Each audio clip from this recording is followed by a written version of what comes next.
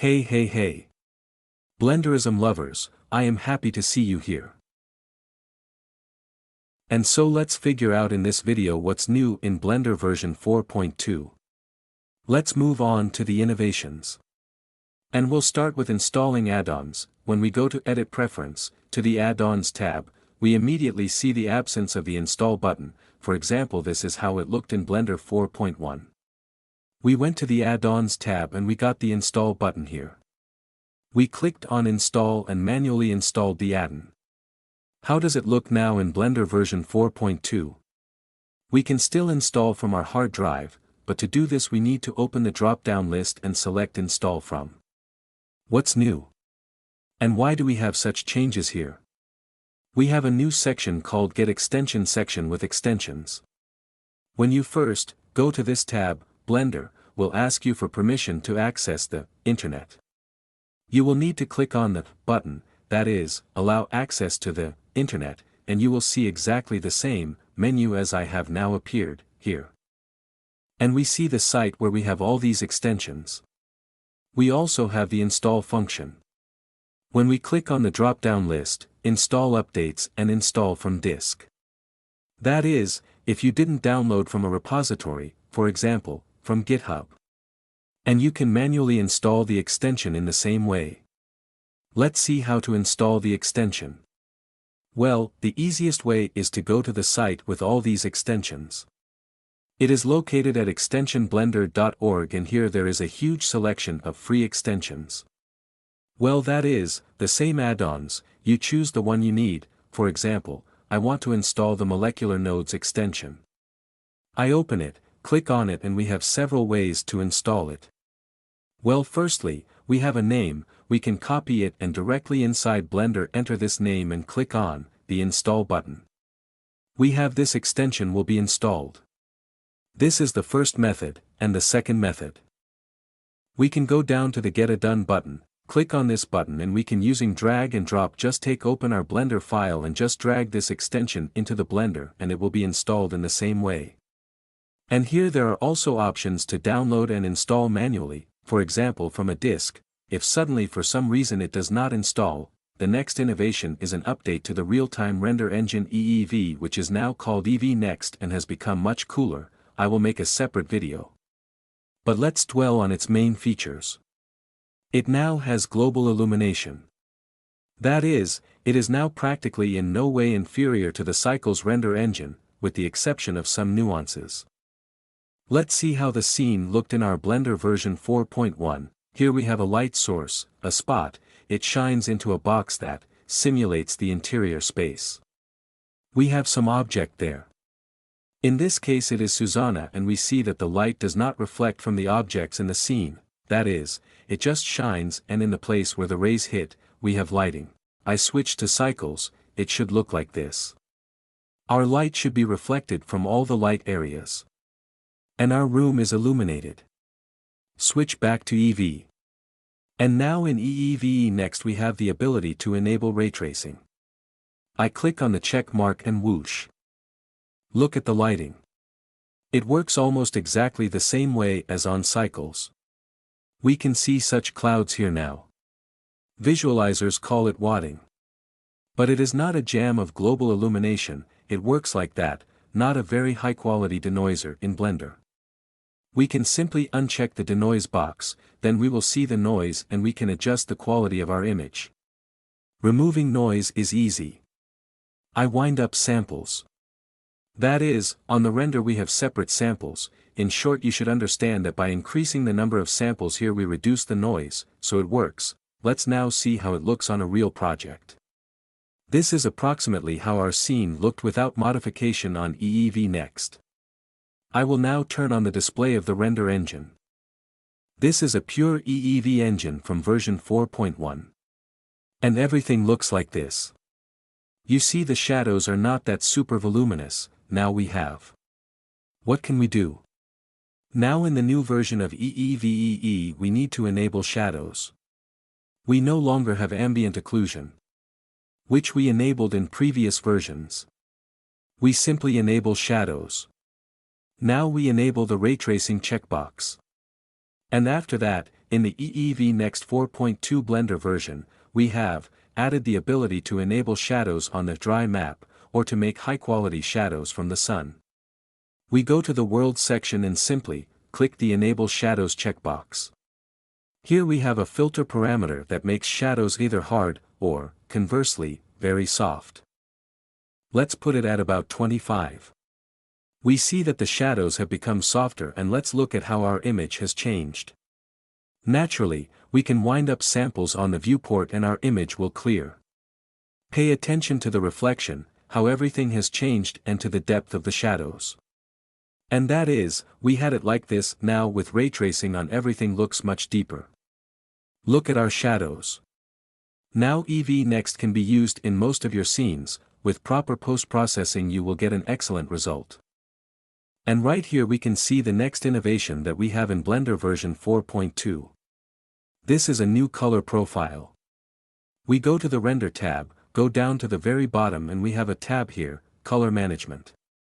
We open it, and in Blender 4.1 we have added axe. In previous versions we had the filmic profile. Everything looked like this, very unnatural, and everything was very colorful. Then the axe profile appeared. I really like it. I mainly use it, and now Khronos PBR neutral has been added. I don't know why they called it that. I wouldn't say that it is directly neutral. It is good to use it in such animation scenes, or in some advertising. It gives more contrast in the light areas and looks like this. Let's compare it with the previous one. The one we called filmic was more neutral. And now we have this profile. That is, you see the image becomes more contrasting in some cartoon scenes. It can be adjusted in post-processing. You will even have to remove saturation and contrast. Well, in general, to use or not to use and where is up to you. Next change, this is work with cleaning up unused information in the scene. For example, it could be in used materials, some models that are no longer used. It could be brushes that are no longer used. You can see these materials on the right side of the screen. You tested different ones and decided to use one. Materials can appear after you export different objects to the scene. You add them, for example, like Kitboshi, you throw a lot of models into the scene, add some materials from them or left some object, and you seem to have deleted everything else. But you have all the information stored in Blender's memory. How can you clean it up now? Let's now create a sphere. I decided to add one of these materials to the sphere. We will now go to shading and select a sphere from the drop-down list. We have all the materials in memory here. I will add one blue material, and now I will simply take delete cube. If we look at the materials, only one material is displayed, and we calmly work with a large scene. It is loading, it begins to weigh a lot and begins to slow down. This happens due to the fact that Blender stores all information that was previously used. To clear it, we need to open the drop-down list above Collection, in the upper right corner, Use and Used Data. Now it looks like this. We open here. We don't need to look at anything here. We just press the Purge button and it itself tells us that we have unused information stored in memory. One cube, which we deleted, and two materials. We press delete and we no longer have this information. The next innovation is the updated export model. We all remember that in order to export something, for example, we have chosen 3 models, we go to File Export and select the format in which we want to export our model. This can be FBX, OBJ, or Alembic if we have animation. Now in Blender 4.2 there are new features. We have all these objects in one collection. We go to the Collection tab, on the right panel. Here we have an Export tab. We open it, select the monkey. Let's assume that it is animated. We want to save the animation and therefore we export in the Alembic format. We press plus and select Alembic. Select our cone and select the FBX format for it. And for the sphere we can select a completely different format, for example, it will be OBJ. Here we have 3 formats, then we select the path to which we want to save and click on the Export All button. The next innovation concerns working with the camera. Now we can adjust the depth of field without switching to the from render view. To do this, we open the drop-down list, here, at the top right, turn on the depth of field checkbox. After that, we press 0 on our pad to switch to the camera view and select our camera. And here we work directly in the same way as we worked before. We activate the checkbox opposite the depth of field, naturally, so that the blur is stronger. We reduce the maximum f-stop. Let's set it to 0.1. And how did we do it before? We took the eyedropper and selected some object and focused on it. We can select a Susanna, we can select a sphere. And our focus is adjusted. Now we can use the eyedropper, which is in the focus distance section. We can click on any object, we will set the focus on it and we will see its distance. Now we can animate the change in focus by objects. That is, our focus will switch from the cone to the sphere and we will animate it. We turn on the first frame, our very initial 1, or 0. And we click on our cone, after that we point the mouse cursor on focus distance and press I on the keyboard. We go, for example, to the 90th frame. And now we click on the sphere with the eyedropper and point the mouse cursor. Press I and set the key. And now we have focus animates by objects. The next update touched modifiers and working with them. Now we can make it so that some of the modifiers are always at the bottom of the stack. Just by pinning it. What does this mean? Suppose we want to add several modifiers. First of all, we want to add a wireframe modifier. That is, a grid modifier. But we want to make it so that our grid is more smoothed. And we want to add thickness, so that we get a double grid. That's why we add a subdivision surface modifier, but we get something completely different from what we wanted. Subdivision surface is naturally added before the wireframe modifier. Now it looks the way we want. And also we want to add thickness. So that we get a double grid. We add a generate modifier, it's called solidify and add some value to it and again it turns out that everything works incorrectly. Because solidify should be above wireframe. And now it looks the way we wanted. Let's now see how it will work if we pin our wireframe modifier down the stack. We add the wireframe modifier again, in the drop-down list we put a checkmark opposite pin. Now we add the subdivision surface modifier and everything works correctly, it is smoothed. Now we add the solidify modifier and add the value it needs, that is, in this way, when working with modifiers, we can speed up the process a little. The next change affected the BSDF shader functionality. Let's go to the shading section and set up a transparent material, remove the roughness and add transmission. This is our standard glass material. And we have a thin film tab in the principal BSDF settings. Now we can increase, for example, the thickness in nanometers, we make it 400.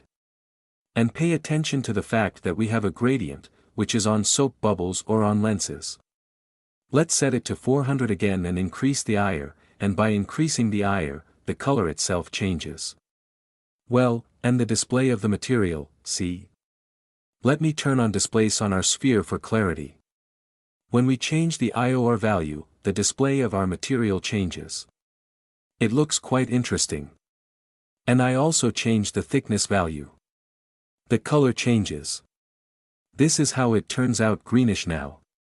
We go down lower and it goes more red.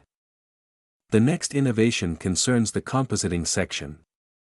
We go to the compositing tab and here we have various nodes for work, well, post-processing of our image. And what feature have we added? If we open the drop-down list in the upper right part of the screen and set timing, we will now see which node we have how much time it takes. Why did we do this? Compositing editor in Blender is very slow and when we throw in a large number of nodes and process our image, everything works very slowly for us. And another feature that we added, we can in the right part of the screen go to the render section here, open the performance tab. And now we have the ability to connect the processing of our composer. This entire menu with nodes. On the GPU. Pay attention to the time in milliseconds. We have Kuwahara 514 milliseconds, glare 36 milliseconds, lens distortion 80 milliseconds. After we switch to GPU, most of our nodes will reduce the time. But some nodes work faster on the processor, there are fewer of them of course, but they are there. We switch to GPU, we see that Kuwahara is only 47, glare 63, lens distortion is generally 1.9 milliseconds. And it turns out that only glare is a little longer. That's all. Well, as always, learn hotkeys, they will make your life easier, take your time, try different settings, and pray for Ukraine. Thank you, bye.